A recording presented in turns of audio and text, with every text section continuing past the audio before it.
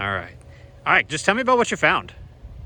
Absolutely. Well, I'm Ranger Mike Gorman, park historian here at Richmond National Battlefield Park, and we found some really incredible stuff just this year about a story that we had no idea about and how it relates to our battlefields and Richmond's story as a whole, which is to say that in 1864, not only do we have soldiers voting in the field on battlefields like at Fort Harrison, but for the first time ever, this is the new part, we can document the first United States colored troops, black soldiers, voting right here outside of Richmond.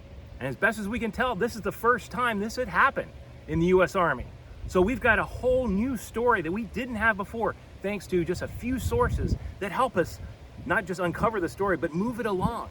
And the questions that this raises, for the first time, African American troops in uniform right outside of Richmond, the Confederate capital, voting for president.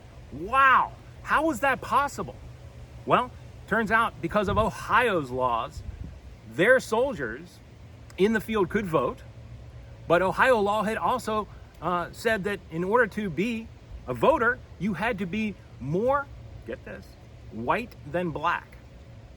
So mixed race people who could affirm that they were more white than black were considered white under the Ohio Constitution and thus entitled to vote for president, vote for governor. And when the 1864 election happened, right outside of Richmond, the 5th USET from Ohio was there, and a poll was open. So for the first time in the United States Army, votes were cast for president by certainly mixed race African American men who were considered white by Ohio, but black by the United States Army. Fascinating. And 194 votes were cast for the first time for president right outside of Richmond for Abraham Lincoln.